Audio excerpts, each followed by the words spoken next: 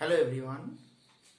গৃহস্থালী বর্তনীতে আমরা যে সমস্ত বৈদ্যুতিক যন্ত্রাংশ ব্যবহার করছি সেই সমস্ত বৈদ্যুতিক যন্ত্রাংশ ব্যবহারের জন্য যে পরিবর্তী প্রবাহের প্রয়োজন হচ্ছে, যেটাকে বলা হচ্ছে এসি কারেন্ট। সেই এসি কারেন্টের যে উৎস, যেমন ভাবে আমাদের জলবিদ্যুৎ কেন্দ্র বা তাপবিদ্যুৎ কেন্দ্র, সেখানে কিভাবে এসি কারেন্ট তৈরি হচ্ছে বা সৃষ্টি হচ্ছে, অর্থাৎ সেই সৃষ্টি হওয়ার যে পদ্ধতি বা কোন নিয়ম মেনে কোন নীতির উপর প্রতিষ্ঠিত, এবং সেই উৎপন্ন যে কারেন্টের আমাদের গৃহস্থালী বর্তনীতে কিভাবে ডিস্ট্রিবিউশন হচ্ছে বা গৃহস্থালী বর্তনীর যে সংযোগ যেগুলো, সেই সংযোগগুলো কিভাবে হচ্ছে, সেই সম্পর্কে আজকে আমরা জানব।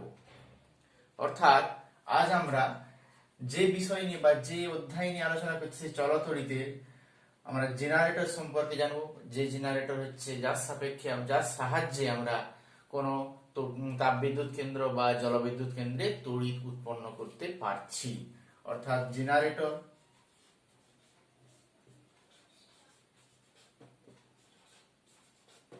এবং গৃহস্থালী বর্তনীর যে তড়িৎ সংযোগ সেই সম্পর্কে জানবো।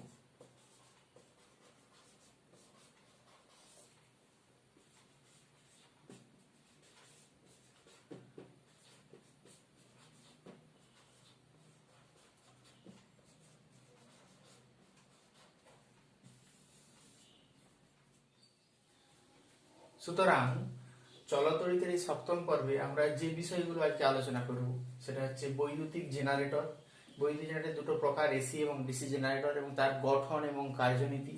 এগুলো এই বৈদ্যুতিক জেনারেটরে উৎপন্ন তড়িৎচালক বলের নির্ভরশীলতা কোন কোন বিষয়ের উপর নির্ভর করে উৎপন্ন তড়িৎচালক বল।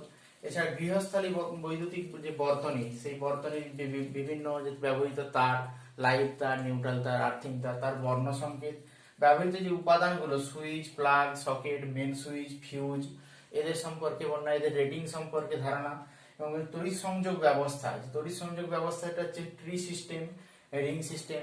এছাড়া প্রথমে বলা হয়নি যেটা, সেটা হচ্ছে বৈদ্যুতিক জেনারেটরের যে উৎস, মানে বৈদ্যুৎ আমাদের যে এসি এবং ডিসি যে তড়িৎ উৎসগুলো পাই সেখান থেকে, মানে যে আমাদের হচ্ছে জলবিদ্যুৎ এবং তাপবিদ্যুৎ থেকে, সে সম্পর্কে ধারণা সম্পর্কে আমরা জানবো, এবং সবশেষে ট্রি এবং রিং সিস্টেম সম্পর্কে আমরা জানবো। আগের ক্লাসে আমরা তড়িৎ চুম্বকীয় আবেশের যে নীতি, অর্থাৎ যে সূত্র, ফ্যারাডের সূত্র এবং লেঞ্জের সূত্র সম্পর্কিত জেনেছি। সেই লেঞ্জের সূত্র এবং ফ্যারাডের সূত্র প্রয়োগ করে বা তার যে প্রায়োগিক যে দিকগুলো, সেই দিক সম্পর্কে আজকে আমরা জানবো যে জেনারেটর সম্পর্কে। হ্যাঁ, জেনারেটর দুটো প্রকারের হয়। বৈদ্যুতিক জেনারেটর হচ্ছে সেই যান্ত্রিক ব্যবস্থা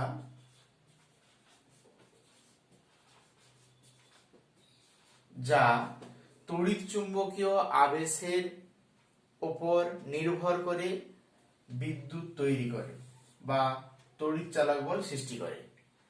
সেই বৈদ্যুতিক জেনারেটর দুটো প্রকারের হয়, একটা হচ্ছে এসি জেনারেটর আর একটা হচ্ছে ডিসি জেনারেটর।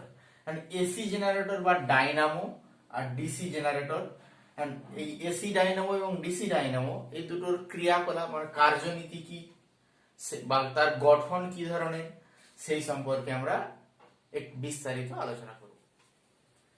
এসি ডাইনামো বা এসি জেনারেটর তড়িৎ চুম্বকীয় আবেশের ধর্মের উপর নির্ভর করে প্রতিষ্ঠিত। এখন এর গঠন প্রণালী যদি আমরা দেখি, এর ক্ষেত্রে ক্ষেত্র চুম্বক রয়েছে দুটো, যাকে এন মেরু এবং এস মেরু বিশিষ্ট একটা ক্ষেত্র চুম্বক। এই ক্ষেত্র চুম্বক খুব শক্তিশালী মানের হয়। এই চুম্বকের মাঝে একটা কুণ্ডলী রয়েছে, এটাকে বলা হচ্ছে আর্মেচার কুণ্ডলী। আর্মেচারটা কিরকম? আর্মেচারটা একটা কাঁচা লোহার একটা দণ্ড ভাবতে পারি। সেই কাঁচা লোহার দণ্ডের উপর এটা প্রতিষ্ঠিত, অর্থাৎ কাঁচা লোহার যদি আমরা একটা ফার্মা বা একটা কোনো ছাঁচ ভাবতে পারি, যার উপর তারগুলো কুণ্ডলীকৃত আকারে জড়ানো আছে। এখন এই পিকিউআরএস আমরা এখানে একটা রেখা দ্বারা সূচিত করেছি, এখানে সেটা আমাদের একটা কুণ্ডলী হিসেবে দেখানো হয়েছে। এক্ষেত্রে হচ্ছে কাঁচা লোহার কুণ্ডের উপর অন্তরিত তারগুলো এগুলো তামার তার, অন্তরিত তারগুলো ওর উপরে জড়ানো রয়েছে, এটা হচ্ছে আর্মেচার কুণ্ডলী। এছাড়া কি রয়েছে? এটা রয়েছে আমাদের স্লিপ রিং, S1 এবং S2 দুটো স্লিপ রিং। তাহলে স্লিপ রিং রয়েছে এখানে। তাহলে আর্মেচারটা হচ্ছে পি কিউ আর এস, আর স্লিপ রিং হচ্ছে এখানে S1 এবং S2 দুটো স্লিপ রিং। সেই স্লিপ রিং এর সঙ্গে ব্রাশ, যেটাকে কার্বন ব্রাশ বলা হচ্ছে, আলগা ভাবে লেগে রয়েছে। ব্রাশগুলো কোনটা, একটা নাম দিতে পারি আমরা B1 B2। তাহলে ব্রাশ হচ্ছে এখানে B1 B2। এন্ড বর্তনীটা যদি কমপ্লিট করতে চাই তাহলে একটা আমাদের এখানে কোন একটা যন্ত্রাংশ লাগাতে হবে। সুইচ দিলাম, এটা একটা সুইচ কে, তাহলে কি হচ্ছে এখানে সুইচ। এন্ড এই টোটাল ব্যবস্থাটা একটা এসি ডায়নামো বা এসি জেনারেটরের মতো কাজ করছে। কারণ এক্ষেত্রে আমাদের মানে কোশ্চেন আসতে পারে যে স্লিপ রিংটা কেন লাগানো হয়েছে বা ব্রাশ কেন লাগানো হয়েছে, আমাদের কার্যনীতি ব্যাখ্যা করার পরই আমরা এটা ভেবে নেব, উত্তরটা জেনে নেব। প্রথম ক্ষেত্রে ধরে নিচ্ছি আমাদের এক্ষেত্রে কুণ্ডলীর ঘূর্ণন কিউ থেকে আর এর দিকে, অর্থাৎ কিউ আর বাহুর ক্ষেত্রে এইভাবে যে ঘূর্ণনটা দেখাচ্ছে সেই ঘূর্ণনের উপর নির্ভর করছে। ঘূর্ণনের ক্ষেত্রে যদি এই দিক থেকে এই দিকে ঘূর্ণন হয়, সেক্ষেত্রে আমাদের ফ্লেমিং এর ডান হস্ত নিয়ম অনুযায়ী, ফ্লেমিং এর ডান হস্ত নিয়ম কি ছিল আমাদের তড়িৎচুম্বকীয় আবেশ সংক্রান্ত, যে ডান হাতের বৃদ্ধাঙ্গুষ্ঠ, তর্জনী এবং মধ্যমাকে পরস্পরের সঙ্গে সমকোণে রেখে যদি বৃদ্ধাঙ্গুষ্ঠ কোন পরিবাহীর অভিমুখ হয় এবং তর্জনী যদি চৌম্বক ক্ষেত্রের অভিমুখ হয়, তাহলে মধ্যমা হবে তড়িৎ প্রবাহের অভিমুখের সঙ্গে সমান। তাহলে এক্ষেত্রে আমরা দেখতে পাচ্ছি যে আমাদের কুণ্ডলীটা মুভ করছে এই দিকে, অর্থাৎ এক্ষেত্রে যদি আমরা ভাবি এই দিকে, এই বরাবর, তাহলে এক্ষেত্রে কুণ্ডলীর অভিমুখ যদি আমরা ভাবি তাহলে আর এস আর বাহুর অভিমুখ নিচের দিকে নামতে থাকবে। এস আর বাহুটা এভাবে থেকে এভাবে ঘুরবে, অর্থাৎ এটা যদি এস আর বাহু হয়, এটা যদি পি কিউ বাহু হয়, তাহলে এস আর বাহুটা এভাবে ঘুরছে, অর্থাৎ নিচের দিকে বোর্ডের ভেতরের দিকে প্রবেশ করছে। অর্থাৎ আমাদের বৃদ্ধাঙ্গুষ্ঠ যদি গতির অভিমুখ হয়, তাহলে অর্থাৎ গতির অভিমুখ এটা, এবং সেক্ষেত্রে চৌম্বক ক্ষেত্রের অভিমুখ অর্থাৎ এম থেকে এস এর দিকে চৌম্বক ক্ষেত্রের অভিমুখ এটা, তাহলে সেক্ষেত্রে তড়িৎ পরিবাহীর অভিমুখ হবে মধ্যমা বরাবর, অর্থাৎ এক্ষেত্রে আর থেকে এস বরাবর তড়িৎ প্রবাহের অভিমুখ হবে, আর থেকে এস বরাবর। একই রকম ভাবে তাহলে পি কিউ বাহুতে তাহলে পি থেকে কিউ বরাবর। এখন প্রথম অর্ধচক্রে অর্থাৎ অর্ধেক ঘূর্ণনের জন্য আমরা ভাবতে পারি, অর্ধেক ঘূর্ণনের জন্য আর থেকে এস এর দিকে তড়িৎ প্রবাহ হচ্ছে, তাহলে অর্থাৎ এক্ষেত্রে তড়িৎ প্রবাহের অভিমুখ হবে B1 থেকে নির্গত হচ্ছে, B1 যে ব্রাশ সেখান থেকে নির্গত হচ্ছে ভাবতে পারি। পরের অর্ধচক্র অর্থাৎ বলতে পারি প্রথম যে ঘূর্ণনটা হয়েছে এইভাবে, তারপরের যে অর্ধচক্রে কি অবস্থান হবে, পরের অর্ধচক্রে অবস্থান হবে যদি আমরা এটা এন মেরু এটা এস মেরু ভেবে নিই, সেক্ষেত্রে কুণ্ডলীর অবস্থান হবে যেটা, সেটা হচ্ছে আমাদের কিউ পি আর এস, এই অবস্থানে হবে। সেক্ষেত্রে কিউপি বাহুর ঘূর্ণন আবার একই রকম ভাবে আগের মতন হবে।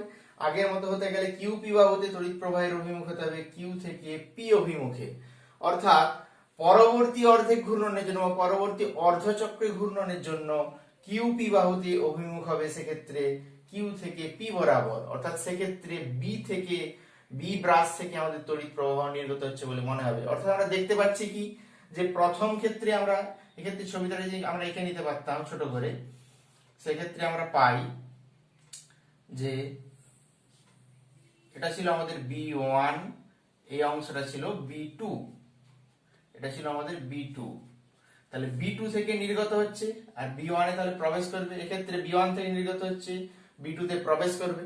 অর্থাৎ আমরা বলতে পারি যে তড়িৎ প্রবাহের অভিমুখ বহির্বর্তনীতে তড়িৎ প্রবাহের অভিমুখ পরিবর্তিত হচ্ছে নির্দিষ্ট সময় অন্তর অন্তর। এই নির্দিষ্ট সময়টাকে বলা হয় অর্ধেক পর্যায়কাল, এবং পুরো এক পাক ঘূর্ণনের জন্য যে সময় সেটাকে বলা হচ্ছে পূর্ণ পর্যায়কাল, অর্থাৎ কুণ্ডলীর এক পাক ঘূর্ণনের জন্য যে সময় সেটা হচ্ছে পূর্ণ পর্যায়কাল। আর প্রতি অর্ধ পর্যায়কালের ক্ষেত্রে তড়িৎ প্রবাহের দিক পরিবর্তিত হচ্ছে। প্রথম ক্ষেত্রে তড়িৎ প্রবাহের দিক বি থেকে নির্গত হচ্ছিল বহির্বর্তনীতে এবং B1 থেকে নির্গত হচ্ছিল, B2 থেকে প্রবেশ করছিল। দ্বিতীয় ক্ষেত্রে B2 থেকে নির্গত হবে, B1 প্রবেশ করবে। এখন এক্ষেত্রে কোশ্চেন আসতে পারে স্লিপ রিং এর কার্যকারিতা কি, স্লিপ রিং কি কাজ করছে বা স্লিপ রিং কেন ব্যবহার করলাম আমরা। দেখতে পাচ্ছি প্রতি অর্ধচক্রে আমাদের প্রবাহের অভিমুখ পরিবর্তনের প্রয়োজন, কারণ স্লিপ রিংই কেবলমাত্র এক্ষেত্রে প্রবাহের অভিমুখ পরিবর্তিত করতে পারে প্রতি অর্ধচক্রে, যেহেতু স্লিপ রিংটা এক্ষেত্রে দুটি বাহু কুণ্ডলী যে দুটি তাদের সঙ্গে আলগাভাবে লেগে রয়েছে বা স্পর্শ করে রয়েছে, তারের ঘূর্ণন বা ক্ষেত্রে বলতে টাচ করে সংযোগ করে রয়েছে, ও ঘোরার সাথে সাথেই স্লিপ রিংটারও মুভমেন্ট হবে। এবং ব্রাশকে কার্বন ব্রাশ কেন ব্যবহার করা হয়? এখন তামার না হয়ে ব্রাশগুলো কার্বনের কেন হয়? তামার ক্ষেত্রে কি হয়, তামার যদি নিতাম তাহলে তার সাথে স্লিপ রিং এর যে আমাদের স্পর্শ হতো, সেই স্পর্শের ফলে ঘর্ষণের সৃষ্টি হতো এবং ওই স্থান ক্ষয়ে যেত। কারণ কার্বন গুঁড়ো হচ্ছে পিচ্ছিল কারক পদার্থ হিসেবে ব্যবহৃত হয়। যেহেতু কার্বনের ক্ষেত্রে কার্বন গুঁড়োর সঙ্গে স্পর্শের অবস্থায় গুঁড়োগুলোর সঙ্গে টাচ করে থাকে, অর্থাৎ পিচ্ছিল কারকের অবস্থান মতো আচরণ করে, সেক্ষেত্রে ঘর্ষণ কম হয়, ফলে স্লিপ রিং ক্ষয়ীভূত হয় না। এই হলো আমাদের এসি ডাইনামোর কার্যনীতি। ডিসি ডাইনামোর গঠন এসি ডাইনামোর মতো অনেকটাই। এখন এক্ষেত্রে ডিসি ডাইনামো তো একই রকম ভাবে আর্মেচার পিকিউআরএস, সেক্ষেত্রে স্লিপ রিং এর পরিবর্তে আমরা কমিউটেটর ব্যবহার করছি। কমিউটেটর গুলো কোনটা? C1 এবং C2। আর কমিউটেটর গুলো দেখতে কিরকম? অর্ধ বলয় আকৃতির, অর্ধ বলয় আকৃতির পাত, যেগুলো আমাদের আর্মেচার কুণ্ডলীর সঙ্গে সংযোগ করা রয়েছে। আর এই অর্ধ বলয় আকৃতি পাত, তার যদি মুভমেন্ট হয়, এখন কমিউটেটর এখানে আর্মেচার কুণ্ডলীর মুভমেন্টের সাথে সাথে মুভমেন্ট করবে বা ঘুরবে, সেক্ষেত্রে ব্রাশ যেগুলো B1 B2 ওই কমিউটেটরের সঙ্গে আলগাভাবে স্পর্শ করে রয়েছে। কি ঘটনা ঘটে এক্ষেত্রে? এক্ষেত্রে প্রথম অর্ধচক্রে আমাদের প্রবাহ আর থেকে এস এর দিকে আসছে ফ্যারাডের সূত্র অনুযায়ী বা ফ্লেমিং এর ডানহস্ত নিয়ম অনুযায়ী, লেনজের সূত্র অনুযায়ী তড়িৎ চুম্বকীয় আবেশের জন্য। তো সেক্ষেত্রে আমাদের প্রবাহের দিক কি হবে? B2 থেকে নির্গত হবে এবং B1 এ প্রবেশ করবে। পরবর্তী অর্ধচক্রে কি ঘটনা ঘটবে? পরবর্তী অর্ধচক্রে ওর অবস্থান হবে, এটা যদি এন মেরু এটা যদি এস মেরু হয়, তখন অবস্থানটা আমরা যদি দেখে নিই, সেক্ষেত্রে আমরা পাই এটা হবে আমাদের পি কিউ, এটা আর, এটা এস। এই পি কিউ আর এস অবস্থানের জন্য একই রকম ভাবে কিউ থেকে পি এর দিকে প্রবাহ আসবে। কিউ থেকে পি এর দিকে প্রবাহ আসলে তখন B1 রিংটা এই অবস্থানে আসবে এবং B2 রিং এই অবস্থানে আসবে, কিন্তু ওর সঙ্গে এই B1 ring sorry C1 ring এই অবস্থানে আসবে, আর C1 কমিউটেটর অবস্থানে, C2 কমিউটেটর অবস্থানে। সেক্ষেত্রে ব্রাশ B1 B2 এর অবস্থান হবে, B1 যে আগের অবস্থানে ছিল এটা হচ্ছে B1 এবং এটা ছিল অবস্থানে B2, অর্থাৎ তখন আমাদের স্পর্শ পাবো যে C2 এর সঙ্গে B1 এবং C1 এর সঙ্গে B2। ফলে আমাদের প্রবাহটা সেই একইভাবে B2 এর মধ্য দিয়ে প্রবাহিত হবে এবং B1 এ প্রবেশ করবে। অর্থাৎ আমরা বলতে পারছি যে এক্ষেত্রে দুটো অর্ধচক্রে প্রবাহের দিক B2 এর মধ্য দিয়ে নির্গত হচ্ছে এবং B1 এ প্রবেশ করছে। B2 এর মধ্য দিয়ে নির্গত হয় এবং B1 এ প্রবেশ করা, অর্থ বলতে পারি এটা অভিমুখটা, প্রবাহের অভিমুখ একটা নির্দিষ্ট অভিমুখে, অর্থাৎ এসি এটা ডিসির মতো আচরণ করছে। ডিসি বা ডিরেক্ট কারেন্ট বলছে প্রবাহ যেখানে একমুখী। এখন প্রবাহ একমুখী হলো আমরা দেখেছি আগে যে প্রবাহ পরিবর্তনশীল হতে পারে, প্রবাহের মান পরিবর্তন হতে পারে সময় সাপেক্ষে, কিন্তু প্রবাহের অভিমুখ একই দিকে। তাহলে এটা হচ্ছে আমাদের ডিসি ডাইনামো। এসি এবং ডিসি উভয় প্রকার ডাইনামোর ক্ষেত্রেই তড়িৎ চালক বল কোন কোন বিষয়ের উপর নির্ভর করে সেটা আমাদের জানা প্রয়োজন, অর্থাৎ তড়িৎ চালক বলের নির্ভরশীলতা, আবিষ্ট তড়িৎ চালক বলের নির্ভরশীলতা।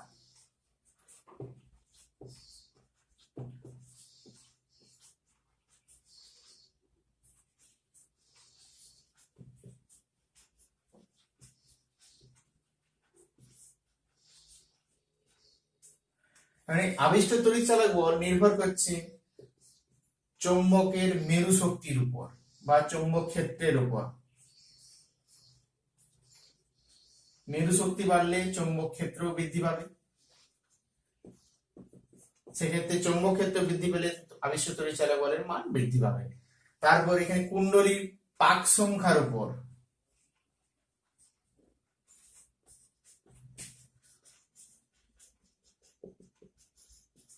অর্থাৎ ওই কাঁচা লোহার উপরে যে অন্তরিত তামার তারের যে পাক সংখ্যা রয়েছে, সেই পাক সংখ্যা যদি বৃদ্ধি করি আমরা, কুণ্ডলীর পাক সংখ্যা বাড়ালে ওর ক্ষেত্রে আবিষ্ট তড়িৎ চালক বলের মান বৃদ্ধি পাবে। 3 নম্বরে হচ্ছে কুণ্ডলীর ঘূর্ণনের উপর, অর্থাৎ ঘূর্ণন বেগের উপর। কুণ্ডলীর ঘূর্ণন বেগ যদি বাড়ায়, ঘূর্ণন বেগ বৃদ্ধি পেলে সেক্ষেত্রে ওর আবিষ্ট তড়িৎচালক বলের মান বৃদ্ধি পাবে। এবার আসি অল্টারনেটর বলতে কি বোঝায়। কারণ অল্টারনেটর একটা পরিবর্তিত তড়িৎচালক বলের উৎস বা এসি ডায়নামো বলতে পারি, যে ক্ষেত্রে কুণ্ডলী স্থির থাকে, যে ক্ষেত্রে কুণ্ডলী স্থির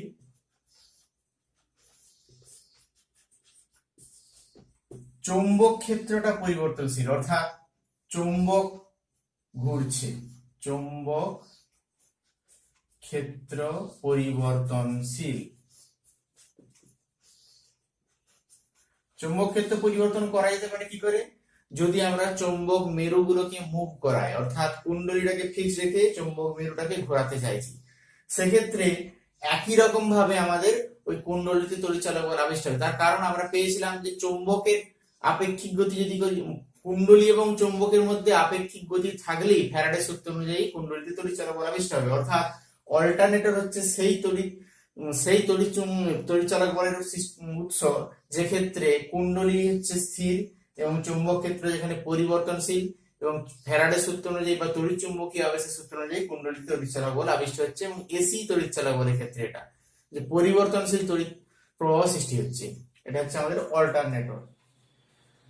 পশ্চিমবঙ্গের ফারাক্কা, বক্রেশ্বর, সাঁওতালডি, হলদিয়া এই সমস্ত জায়গাতে তাপবিদ্যুৎ কেন্দ্রগুলো অবস্থিত। তাপবিদ্যুৎ কেন্দ্রগুলোতে কিভাবে তাপবিদ্যুৎ সৃষ্টি হচ্ছে সেটা আমরা যদি দেখি, এক্ষেত্রে জীবাশ্ম জ্বালানি হিসেবে আমরা পেট্রোলিয়াম বা কয়লা ব্যবহার করা হয়। সেই পেট্রোলিয়াম এবং কয়লা ব্যবহার করে যে তাপ শক্তি পাই, সেই তাপ শক্তি ব্যবহার করে আমরা একটা বয়লারে অবস্থিত জলকে বাষ্পীভূত করা হয়। তাহলে এর মধ্য দিয়ে উচ্চ চাপে যে বাষ্প যাচ্ছে, উচ্চ চাপে বাষ্প, সেটা একটা নলের মধ্য দিয়ে পাঠানো হয়। প্রবল উচ্চচাপে যাওয়ার জন্য প্রবল বেগে যাচ্ছে, সেটা একটা টারবাইনের উপর গিয়ে যখন পড়ছে, টারবাইনের পাখাটাকে ঘোরাচ্ছে, অর্থাৎ টারবাইনকে ঘোরানোর পরে এবং এটা নির্গমন হয়ে আবার পুনরায় এক্ষেত্রে আমাদের বয়লারে ফিরে আসছে।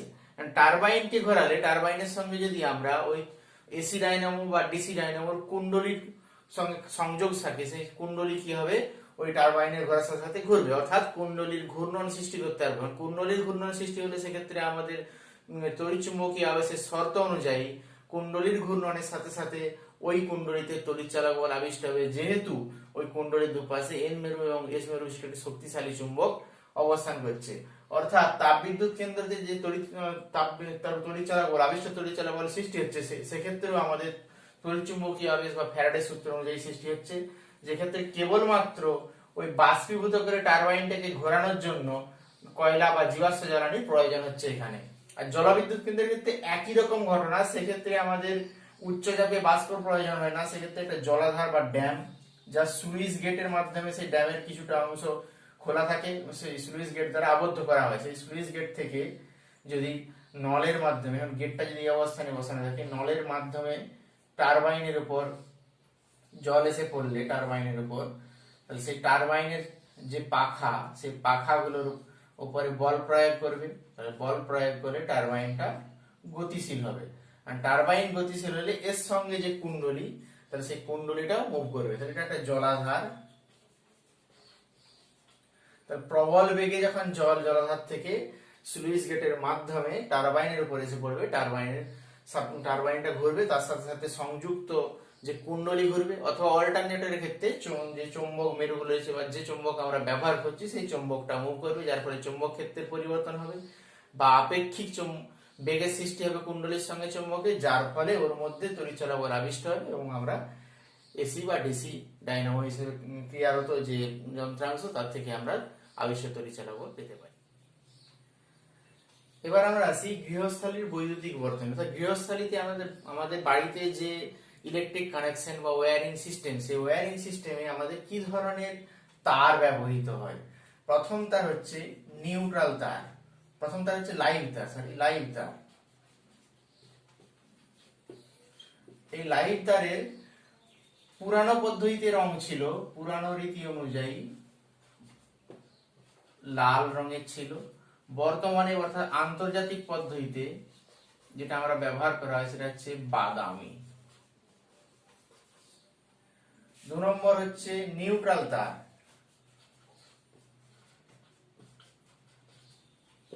এই নিউট্রাল তারের আগে রং ছিল যে কালো, এখন ব্যবহৃত হয় হালকা নীল বা নীল, হালকা নীল বা নীল কালারের।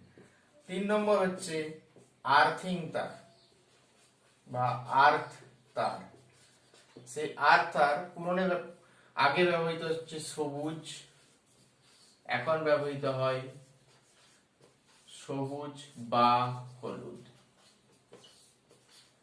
এখন এইগুলো কেন বিভিন্ন কালারের করা হয়েছে? কারণ এগুলো কালারের করার কারণ হচ্ছে কোনো বৈদ্যুতিক বর্তনীতে যদি কোনো কোথাও ফল্ট বা ত্রুটি দেখা দেয়, সেই ত্রুটিগুলো একই কালারের যদি তার হয়, তাহলে আমাদের ত্রুটিগুলো সহজে সংশোধন করা সম্ভব হয়ে ওঠে না। কারণ 3টে আলাদা আলাদা কালার হলে আমরা সহজেই বুঝতে পারি যে লাইভ তারে ত্রুটি হয়েছে না নিউট্রাল তারে হয়েছে না আর্থিং তারে হয়েছে, তাহলে সহজেই আমরা সেই ত্রুটিগুলো সলভ করতে পারি।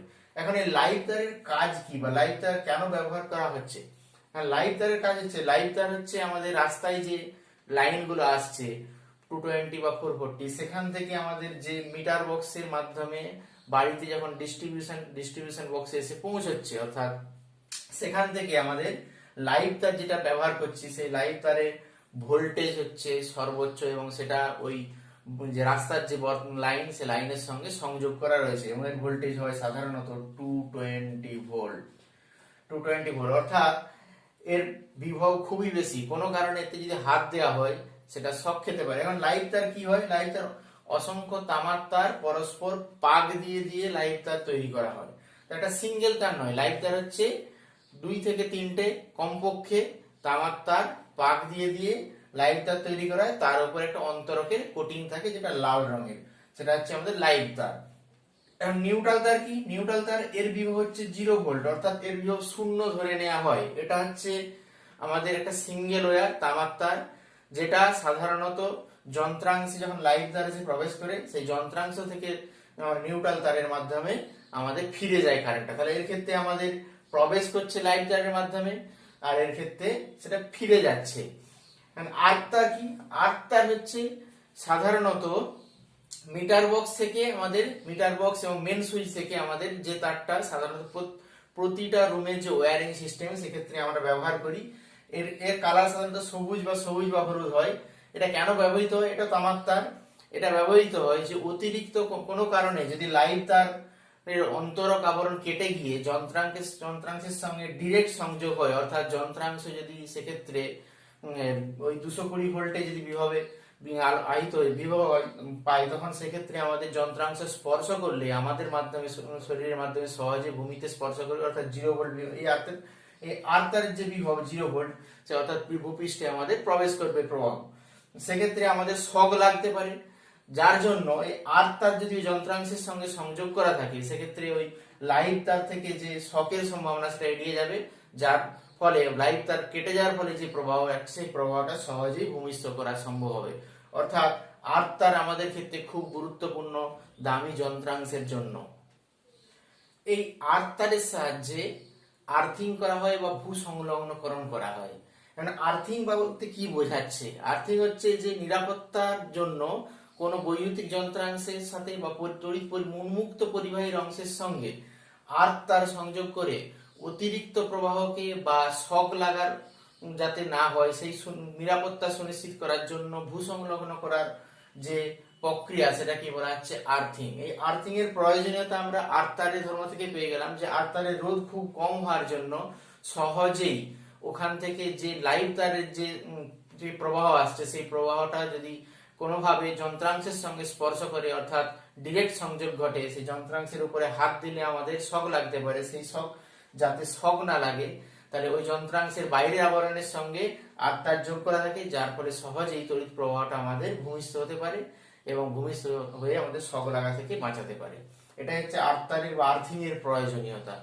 এবার আমরা গৃহস্থালী বৈদ্যুতিক যে বর্তনী, সেই বর্তনীর বিভিন্ন যে পার্ট, বিভিন্ন উপাদান, সেই উপাদান সম্পর্কে আলোচনা। গৃহস্থালীর বৈদ্যুতিক বর্তনীর যে উপাদান সমূহ, সেই উপাদান সমূহের মধ্যে switch, plug, socket, main switch, এছাড়া আমরা ফিউজ তার, ইন্ডিকেটর আর ব্যবহার করি এবং এমসিবি ব্যবহার করি। তাহলে এখানে আমরা সুইচ বলতে কি বোঝাই? সুইচ সুইচ হচ্ছে এমন একটা উপাদান যেটা খুব সহজেই বৈদ্যুতিক বর্তনীকে বিচ্ছিন্ন করতে পারে এবং এটা লাইভ তারের সঙ্গে শ্রেণী সমবায়ে যোগ থাকে। লাইভ সুইচের চিহ্ন কিরকম, বর্তনী চিহ্ন যদি আমরা ভাবি, এটা সুইচের বর্তনী চিহ্ন। এই অংশটা এখানে যদি স্পর্শ করে তাহলে সুইচ অন অবস্থায় রয়েছে, আর এটা যদি খোলা অবস্থায় থাকে অর্থাৎ স্পর্শ না করে সেক্ষেত্রে এটা অফ অবস্থায় রয়েছে। কারণ সুইচ ক্ষেত্রে কি হয়, এটা একটা এবোনাইট এর তৈরি একটা কোনো একটা পদার্থ, এবোনাইট পদার্থের তৈরি একটা অংশ, যার উপরের অংশে আমরা বলতে পারি, যার উপরের অংশে এবোনাইটের তৈরি যে অংশ অন্তরক হিসাবে এবোনাইট ব্যবহার করা হয়েছে এবং ভেতরের অংশে দুটো পিতলের তৈরি কানেক্টর রয়েছে, যার সাপেক্ষে লাইভ তার একটা দেশে প্রবেশ করছে আর একটা যন্ত্রাংশ, এটা একটা লাইভ তার এসে ঢুকছে আর একটা যন্ত্রাংশতে যে পৌঁছাচ্ছে। সুইচ সবসময় যন্ত্রাংশের আগে ব্যবহার করা হয় যাতে লাইভ তার থেকে অতিরিক্ত প্রবাহ এসে কোনো কারণে যন্ত্রাংশের ক্ষতিগ্রস্ত না করে। এখন এই সুইচের স্পেসিফিকেশন থাকে, সাধারণ ক্ষেত্রে সুইচ আমরা বলি 5 অ্যাম্পিয়ারের সুইচ, 6 অ্যাম্পিয়ারের সুইচ, 10 অ্যাম্পিয়ারের সুইচ, এগুলো সাধারণত স্পেসিফিকেশন। এই স্পেসিফিকেশন দিয়ে কি বলতে পারি যে কোন সুইচের মধ্যে প্রবাহ যদি 5 অ্যাম্পিয়ারের সুইচ বলা হয় তার প্রবাহ 5 অ্যাম্পিয়ারের বেশি গেলে ওই সুইচটা নষ্ট হয়ে যেতে পারে, অর্থাৎ ওর ক্ষমতা, ওর মধ্য দিয়ে প্রবাহিত যে পরিমাণ আধান যায় বা ওর মধ্য দিয়ে তড়িৎ প্রবাহের পরিমাণ, সর্বোচ্চ তড়িৎ প্রবাহের পরিমাণ হবে এখানে 5 অ্যাম্পিয়ার। হিটার বা অন্যান্য যন্ত্রাংশের ক্ষেত্রে আমাদের 10 অ্যাম্পিয়ারের সুইচ ব্যবহার করা হয়, তার কারণ ওর হিটারের ক্ষেত্রে 10 অ্যাম্পিয়ারের কাছাকাছি প্রবাহ প্রয়োজন। সাধারণ সুইচ বোর্ডের জন্য আমাদের যে বোর্ডের যে সুইচগুলো ফ্যান লাইট 6 অ্যাম্পিয়ারের সুইচ ব্যবহৃত হয়। এছাড়া রয়েছে কি প্লাগ এবং সকেট। প্লাগ ও সকেট, প্লাগ ও সকেট, প্লাগ অনেক প্রকার হতে পারে, 2 পিন প্লাগ, 3 পিন প্লাগ। আমরা দেখেছি বৈদ্যুতিক বর্তনীতে 2 পিন প্লাগ এবং 3 পিন প্লাগের মধ্যে আমরা যদি ছবি হিসেবে দেখে নিই, একটা প্লাগে 2 পিন প্লাগের ক্ষেত্রে দুটো ছিদ্র থাকে আর 3 পিন প্লাগের ক্ষেত্রে 2 পিন প্লাগের ক্ষেত্রে দুটো আমাদের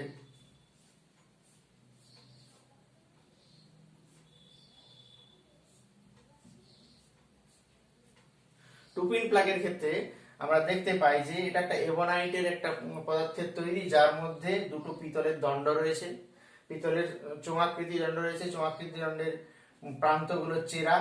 এখন এই যে চোঙাকৃতি দণ্ডগুলো ওটা সকেটের মধ্যে প্রবেশ করানো হয়, যেটা যন্ত্রাংশের সঙ্গে যোগ করা থাকে। এখন এই চেরা কেন থাকে, চেরা থাকার কারণ যদি আমরা দেখে নিই একটু বড় করে ছবিটা, যে প্লাগের কোন অংশটা কিভাবে চেরা রয়েছে।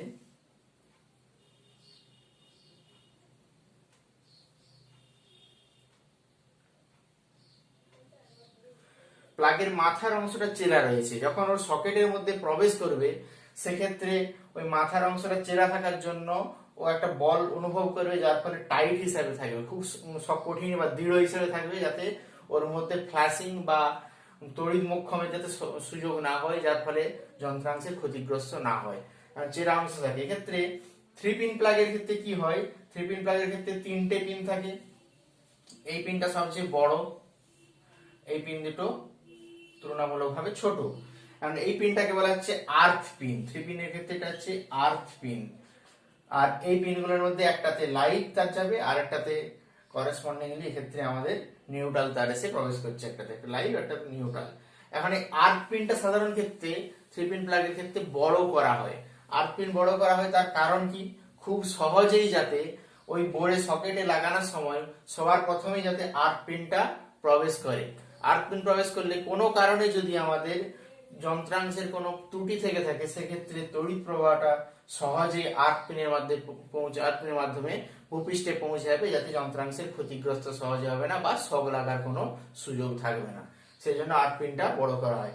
এখন এই সকেট কি, সকেট সাধারণত 2 পিনের প্লাগের জন্য দুটো পিন যুক্ত সকেট হতে পারে, অর্থাৎ দুটো ছিদ্র যুক্ত সকেট হতে পারে ক্ষেত্রে। আবার 3 পিন প্লাগের জন্য সেক্ষেত্রে 5টা ছিদ্রযুক্ত বা 6টা ছিদ্রযুক্ত সকেট হতে পারে।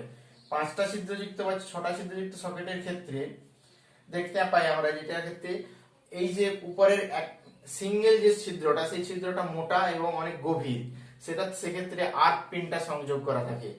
আর বাকিগুলোর মধ্যে দুটোতে হচ্ছে লাইভ তার আর দুটোতে নিউট্রাল তার সংযোগ করা হয়। আর টু পিনের ক্ষেত্রে আমাদের পাই যে একটাতে লাইভ তার, একটাতে লাইভ তার আর একটাতে হচ্ছে নিউট্রাল তার সংযোগ করা হয়।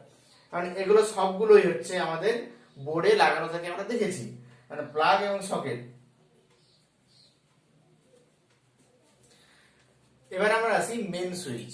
গৃহস্থালী বর্তনীর মূল উপাদানগুলোর মধ্যে একটা হচ্ছে মেন সুইচ। এটা হচ্ছে আমাদের বাইরে যে 220 লাইন অর্থাৎ 220 ভোল্ট থেকে যে কেবল তারের সাহায্যে আমাদের মিটার এসে প্রবেশ করছে, সেই মিটার বক্স থেকে সবার প্রথমে যেখানে আমাদের যে মানে তড়িৎ প্রবাহের জন্য যে ডিস্ট্রিবিউশনের পূর্বে যেখানে প্রবেশ করছে সেটা হচ্ছে মেন সুইচ। মেন সুইচের ক্ষেত্রে আমাদের যে স্পেসিফিকেশন গুলো থাকে, মেন সুইচ সাধারণত আমাদের এক্ষেত্রে ধাতব বা লোহার তৈরি কোন একটা বক্স, যার ভেতরে সুইচ বোর্ড গুলো অবস্থান করে, এখন সুইচ বোর্ড গুলোর অবস্থানে নির্ভর করছে এই ধরনের যে এক্ষেত্রে আমাদের যে মিটার থেকে যে দুটো তার আসছে তার মধ্যে একটা তার এখানে প্রবেশ করছে আর একটা তার এখানে প্রবেশ করছে এবং এখান থেকে বাইরে নির্গত হচ্ছে। তাহলে যে দুটো তারের মধ্যে প্রথম তার থেকে আমাদের একটা লাইভ তার আর একটা হচ্ছে আমাদের নিউট্রাল তার। লাইভ তার থেকে একটা কানেকশন এখানে এসে পড়ছে, যেটা স্পর্শ করলে আমাদের বৈদ্যুতিক বর্তনী সংযোগ হবে, আর এটা স্পর্শ করলে বৈদ্যুতিক বর্তনী থেকে তার প্রবাহ আমাদের নিউট্রাল তারের মাধ্যমে আবার তার ফিরে যাবে।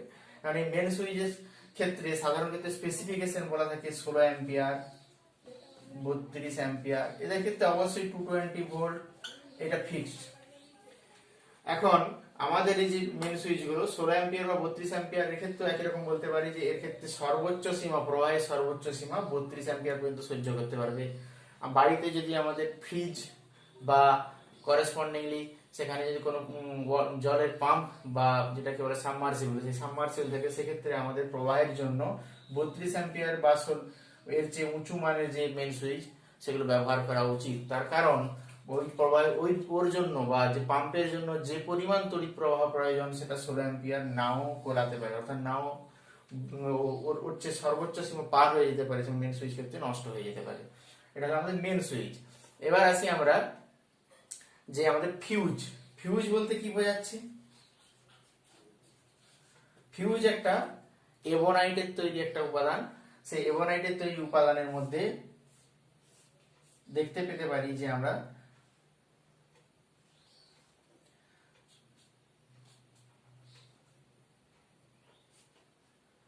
দুটো পার্ট রয়েছে ফিউজের, একটা কভার রয়েছে আর ভেতরে দুটো পিন রয়েছে, যে পিনগুলোর মধ্যে একটা সংযোগ হচ্ছে। এখন এর মাধ্যমে একটা তার দিয়ে দুটো পিনের মধ্যে কানেক্ট করা হচ্ছে, যার ফলে মেন সুইচ থেকে যে প্রবাহটা আসছে, লাইভ তারের যে প্রবাহ, সেই লাইভ তারের প্রবাহ একটাতে প্রবেশ করছে এখানে, আরেকটা দিয়ে নির্গত হচ্ছে। এখন এই প্রবেশ এবং নির্গমনের মাঝে এই অংশটা খোলা রয়েছে। এখন এই অংশটা যে খোলা রয়েছে, যার ফলে প্রবাহটা যাচ্ছে না বা বর্তনীতে ছিন্ন অবস্থায় রয়েছে। আর এটা যদি একটা তার দিয়ে যদি আমরা কানেক্ট করে দিই এখানে, তাহলে প্রবাহটা বর্তনীতে যাবে। এখন এই ফিউজের মধ্যে যে তার ব্যবহার করা হয়, ফিউজ তার উপাদান হচ্ছে দুটো, একটা হচ্ছে সীসা এবং টিন। সীসা যেখানে 75% এবং টিন হচ্ছে 25%। ফিউজের বৈশিষ্ট্য আমরা পড়েছি যে গলনাঙ্ক সর্বনিম্ন, রোধ সর্বোচ্চ, যার ফলে ওর মধ্যে কিছু পরিমাণ অতিরিক্ত প্রবাহ আসলে তাপ উৎপন্ন হয়ে গলে যে বর্তনীকে ছিন্ন করে দেবে এবং গৃহস্থালী যন্ত্রাংশকে সুরক্ষিত রাখবে। তাহলে ফিউজ তারের এটাই কাজ বা ফিউজের কাজ, বর্তনীকে ছিন্ন করা। এখন বর্তমান যে ওয়্যারিং সিস্টেম, সেক্ষেত্রে ফিউজের পরিবর্তে এমসিবি ব্যবহার করা হয়। এমসিবি এর পুরো অর্থ হচ্ছে মিনিয়েচার সার্কিট ব্রেকার।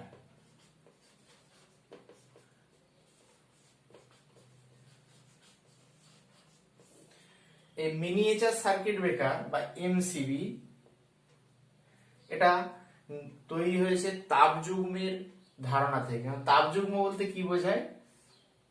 দুটো আলাদা আলাদা পদার্থের উপাদানের ধাতব পাত, ধরে নিতে পারি এটা লোহা, যাকে এফি দিয়ে সূচিত করলাম, এটা তামা সিউ। দুটোতে তাপ দিলে দুটোর প্রসারণ আলাদা আলাদা হবে। দুটোর প্রসারণ আলাদা হলে সেক্ষেত্রে যার প্রসারণ বেশি সে বাইরের দিকে, যার প্রসারণ কম সে ভেতরের দিকে। এখন একটা দণ্ড যদি থাকে আমাদের, যেটা হচ্ছে তড়িৎ প্রবাহ এর বিধি বরাবর আসছে, এখন যদি আমাদের প্রসারণ সংযোগ হয়ে থাকে দণ্ডের সঙ্গে, তো দণ্ডের সঙ্গে সংযোগ হয়ে রয়েছে আমাদের তাপযুগ্ম। যখন অতিরিক্ত পরিমাণ তাপ উৎপন্ন হবে তখন এই সংযোগটা বিচ্ছিন্ন হয়ে যেরকম বেঁকে যাবে। যেহেতু ভেতরেরটার প্রসারণ কম, তাই ভেতরের দিক কম প্রসারিত হয়েছে, বাইরেরটার প্রসারণ বিস্তার সরে গেছে। তাহলে সরে গেলে কি ঘটনা ঘটছে, আমাদের সংযোগ বিচ্ছিন্ন হচ্ছে সহজে। আবার ঠান্ডা হলে কানেকশনটা আবার সম্পূর্ণ অবস্থায় আগের অবস্থায় ফিরে আসবে। কারণ এমসিবি এই কার্যনীতির উপর নির্ভর করছে, তাপযুগ্মের কার্যনীতির উপর। গৃহস্থালির যে তড়িৎ সংযোগ ব্যবস্থা, সেই তড়িৎ সংযোগ ব্যবস্থা সাধারণত পূর্বে ট্রি সিস্টেমে ব্যবহৃত হতো, বর্তমানে সেটা রিং সিস্টেম। কারণ ট্রি সিস্টেমটা এখন দেখে নিই, রিং সিস্টেমটাও দেখবো আমরা। ট্রি সিস্টেমে কি হচ্ছে, এটা হচ্ছে আমাদের লাইভ তার, যেটা রাস্তার যে অ্যালুমিনিয়ামের কানেকশন সেখানে তার থেকে আসছে, আর এটা হচ্ছে নিউট্রাল তার, আর এটা হচ্ছে আর্থিং বা আর্থ তার। লাইভ তার মেন সুইচের মাধ্যমে মিটার বক্সে প্রবেশ করছে, মিটার এবং নিউট্রাল তার দুটোই মিটার বক্সে প্রবেশ করছে। আর এই লাইভ তার এবং নিউট্রাল তার একটা মোটা কেবলের সাহায্যে মিটার বক্সে প্রবেশ করে। এই মোটা কেবল যেগুলো, সে মোটা 4 mm সাইজের হয়, অর্থাৎ যে ক্ষেত্রে ডায়ামিটার বা ব্যাসটা 4 মিলিমিটারের হয়, আবার 6 মিলিমিটারের হয়, 10 মিলিমিটারের হয়। এই ধরনের যে তারগুলো, লাইভ এবং নিউট্রাল দুটো একসঙ্গে প্রবেশ করছে এক্ষেত্রে। আর এই লাইভ তার এবং নিউট্রাল তার মিটার বক্সে প্রবেশ করার পর সেটা মেন সুইচে যাচ্ছে। এটা হচ্ছে আমাদের লাইভ তার। লাইভ তারে যদি আমরা তীর চিহ্ন দিয়ে দেখাই, তাহলে লাইভ তারটা এক্ষেত্রে মেন সুইচে প্রবেশ করলো। মেন সুইচ থেকে সেটা আমাদের গ্রাহকের ফিউজ বা এমসিবি তে প্রবেশ করতে পারে। গ্রাহকের যে ফিউজ, আমাদের ফিউজ থেকে এমসিবি তে প্রবেশ করার পর বন্টন বাক্স। এখন এই বন্টন বাক্স থেকে আমরা বিভিন্ন দিকে আমরা তড়িতের বন্টন করতে পারি। যেহেতু ট্রি সিস্টেম, তাহলে অর্থাৎ আমরা এখান থেকে এই বন্টন বাক্স পর্যন্ত একটা গাছের কাণ্ড ধরতে পারলাম। সেই কাণ্ড থেকে এবারে বিভিন্ন শাখা প্রশাখা নির্গত হচ্ছে। এখন এই কাণ্ডের শাখা প্রশাখা, একটা শাখা প্রশাখা আমরা নিচের দিকে দেখে নিই। কি করলাম, প্রথমে আর্থিং তারটাকে মিটার বক্সের সঙ্গে যোগ করেছি ভূসংলগ্ন করে, আবার মেন সুইচের সঙ্গে যোগ করেছি, যে ডট ডট রেখা দ্বারা আর্থিং তারটা নির্দেশিত হয়েছে। এখন বন্টন বাক্স যদি আমরা এটা 1, 2, এটা 3 নম্বর পোর্ট ভাবি, অর্থাৎ 3টে দিকে ও কারেন্ট বন্টিত করতে পারে। এক্ষেত্রে তাহলে 3টে দিকে যদি বন্টন হয়, অর্থাৎ এটা আমাদের শ্রেণী সমবায় টোটালটা দেখানো হয়েছে, যেখান থেকে একটা অংশ থেকে বিভিন্ন দিকে ভেঙে গেছে প্রবাহগুলো। অর্থাৎ 3 নম্বর বন্টন যে লাইন, 3 নম্বর বন্টন থেকে আমরা দেখতে পাচ্ছি এটা একটা লাইভ তার আসছে। যে লাইভ তারটা এসে একটা সুইচ, এটা একটা সুইচ বোর্ড K1, এটা একটা সুইচ K2, K1 এর মাধ্যমে এটা একটা বাল্বে গেছে, বাল্বে প্রবেশ করেছে। এবং একই রকম ভাবে তাহলে বাল্বে যদি প্রবেশ করে এক্ষেত্রে প্রবাহ দিয়ে ঘুরে নিউট্রাল তারে পৌঁছাবে এখানে, তাহলে এটা হচ্ছে আমাদের নিউট্রাল তারে পৌঁছালো। একই রকম ভাবে এটা 3 পিন প্লাগ এর ক্ষেত্রে, এটা যে 3 পিন প্লাগ,